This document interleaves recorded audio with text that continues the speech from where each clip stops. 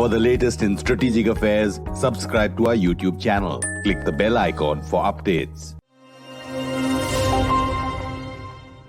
This is StratNews Global. I'm Amitabh Revi. On the talking point this week, we are looking at Trudeau's hypocrisy and India's hardball with Seema Sirohi, who is a columnist for the Economic Times and an author.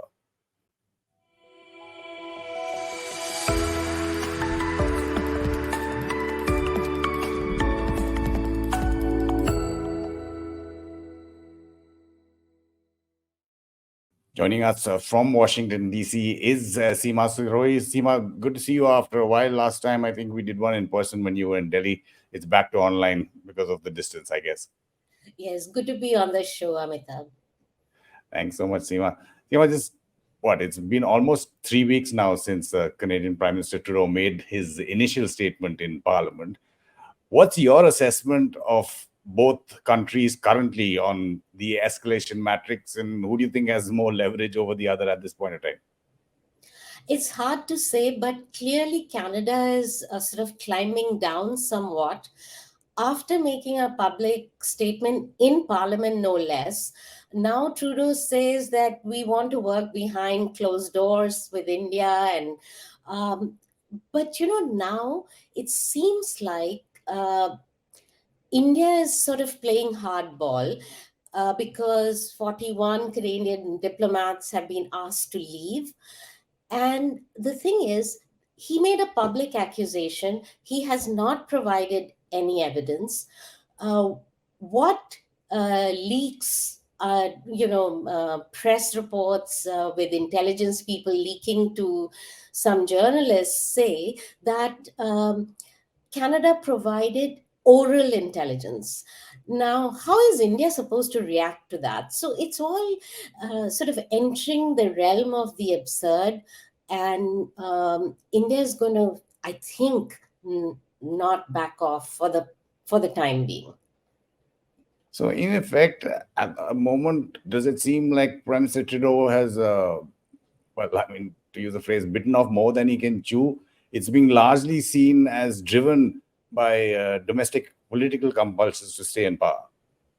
Absolutely. I think he has. And he's cutting more and more a lonely figure because the Intelligence Alliance of Five Eyes, they gave the initial sort of support to him. The US and Australia and all, the UK said that India should cooperate in the investigation. It was kind of a boilerplate statement. In private, the Americans have told Indians to cooperate. But the thing is, it's very clear that he did it for domestic political reasons. His popularity was coming down. He's dependent on another party which has very pro-Khalistan movement sympathizers in it, the New Democratic Party of Jagmeet Singh. So he wanted to make a splash, it seems like, and he didn't think through this whole problem. And now he's having to sort of climb down because India took a hard stand. Let's see where it goes from now. But he's under a lot of pressure from his own opposition, from his own sort of Canadian press. There is a lot of articles about his behavior, his inability to sort of comprehend the new geopolitical situation and deal with it in a proper manner. Again, we saw External Affairs Minister Jaishankar's visit, and it was practically business as usual, of course, though, as he mentioned in several other of his talks, the issue was brought up between both sides. But how do you see that vis-a-vis both NSA Sullivan's statements, Blinken's statements, even the White House spokesperson's statements, now reports suggesting that Ambassador Gacchetti has told his diplomatic staff that there may be a little bit of cooling in temperatures between the two sides, India and the US now I'm talking about, for the foreseeable future. The MEA spokesperson, Arindam Bagchi, also in his weekly briefing, diplomatically berated Ambassador Garcetti equating the Pakistan ambassador going to POK with the G20 meetings. India-U.S. Relations, Seema, if you could talk about that.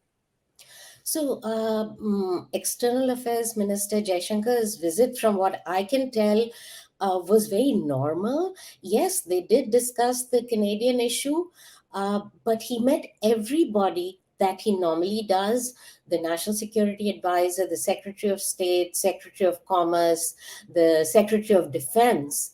So he met everyone he normally does.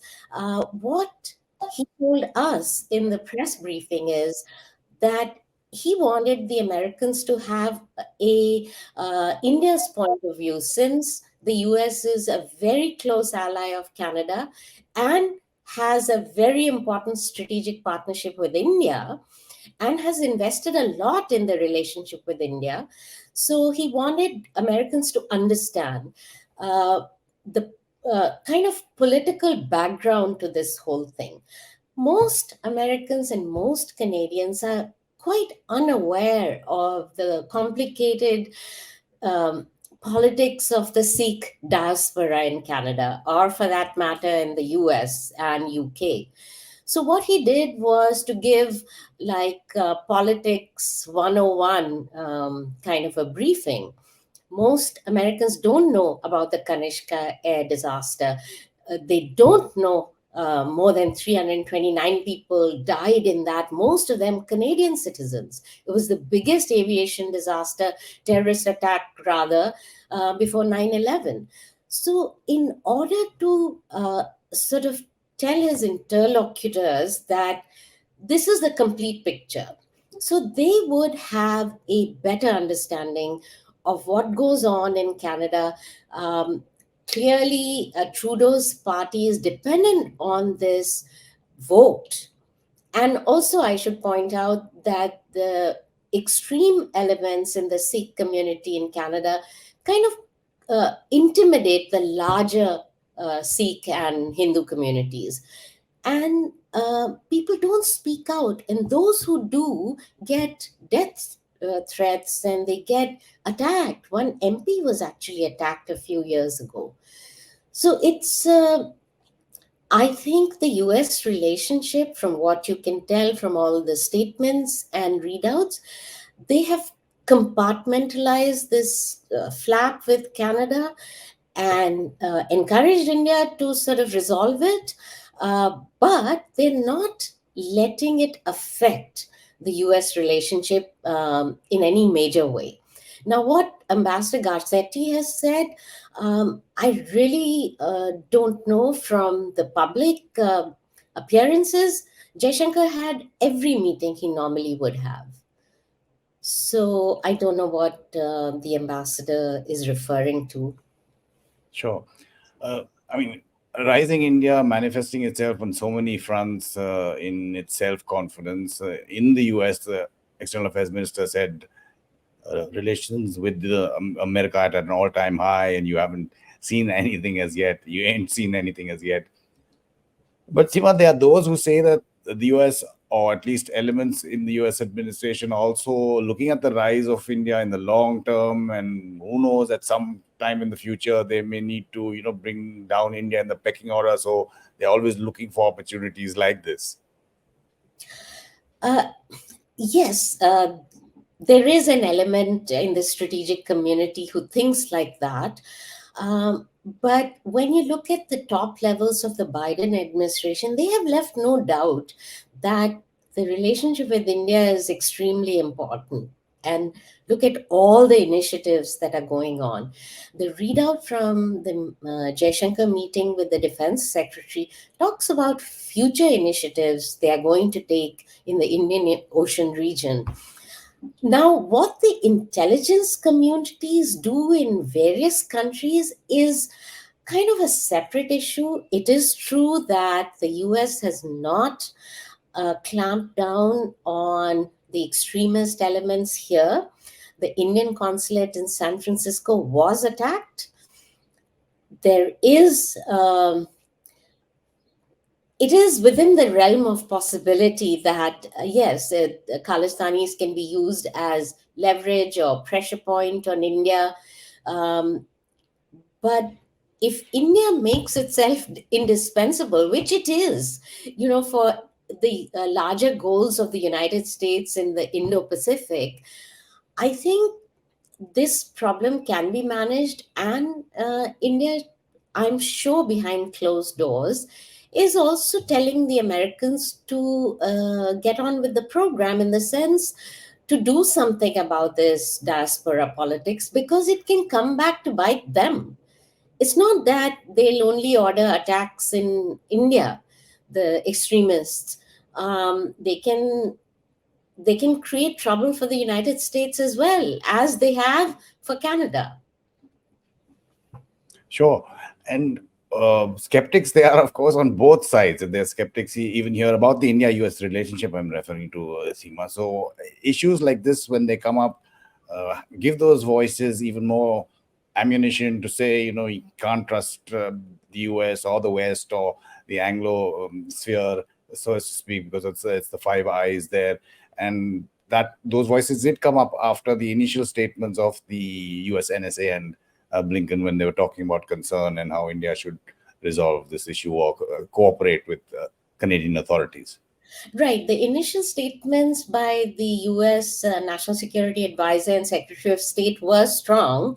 They said, like, the NSA said, no special exemption for any country about this. And Blinken talked about transnational repression, etc.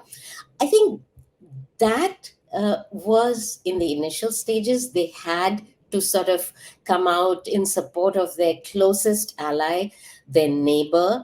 I mean, don't forget, they even have joint military commands, the NORAD, the US and Canada. So it is a very, very important relationship for the Americans. They caught in in between India and Canada, and they're trying to walk a tightrope, which actually India is very used to doing. But for the Americans, this has presented a new problem. But I think after the initial statements, they have been very upbeat about what they see as the timetable and the roadmap for the India relationship. There have been no references in official statements after Jaishankar's meetings to the Canada problem. Uh, Privately, of course, they raised it. Now, as for the skeptics, yes, it has given a lot of fodder to the skeptics, even in the US. There are people who are not happy with the BJP government in India. They use every issue to conflate all the other problems they see with India, like the democratic backsliding, etc., etc. They don't see things, as like in isolation. They conflate everything, and that does create a problem. It will give fodder. It has given fodder to the skeptics, but I think New Delhi knows that it's dealing with it, brazening it out, if you will.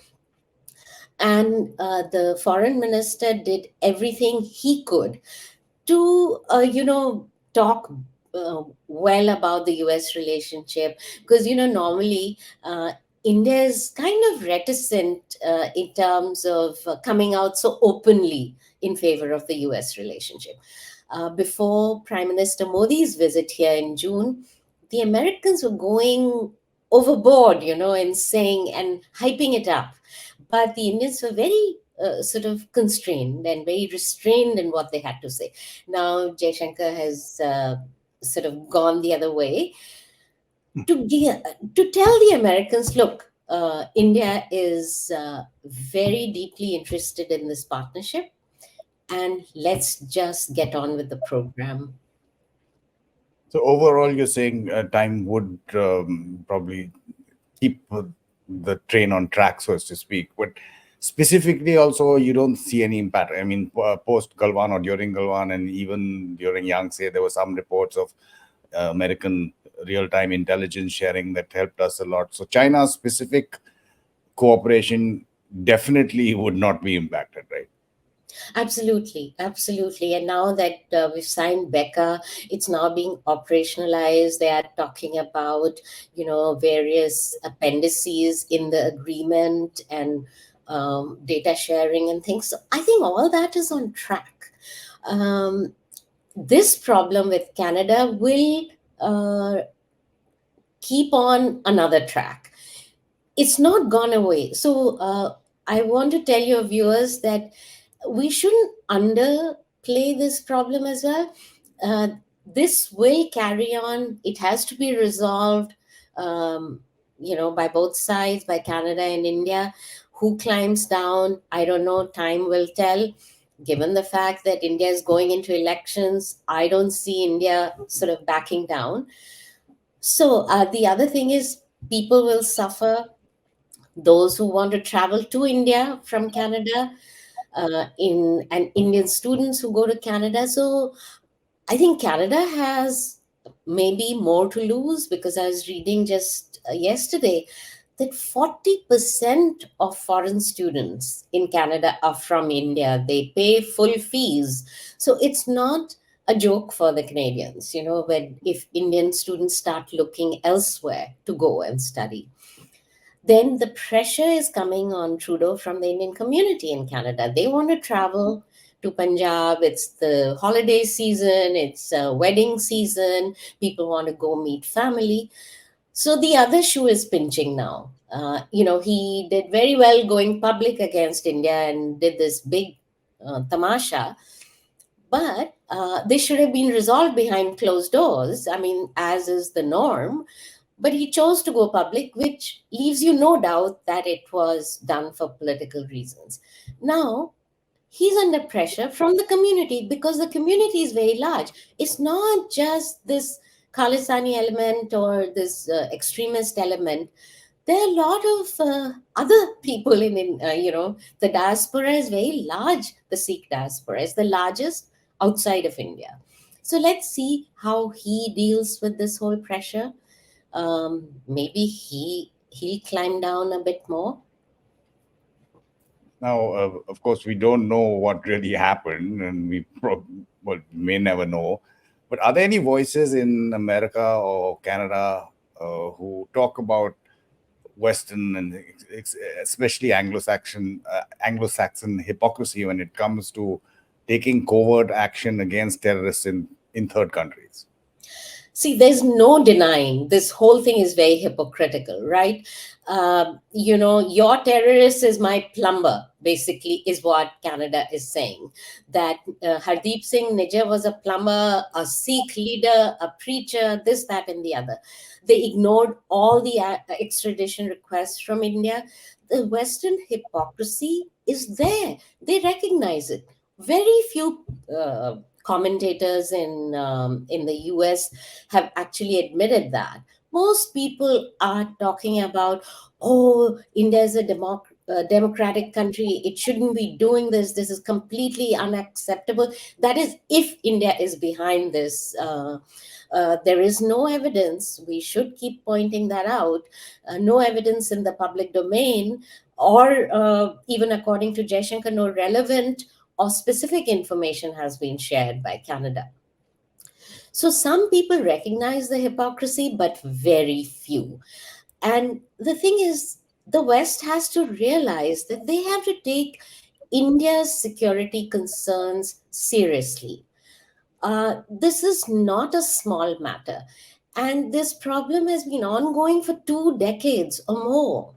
First time India asked Canada for extradition was for the fellow who actually ended up putting a bomb on the Air India plane. Mrs. Gandhi asked for extraditing Parmar.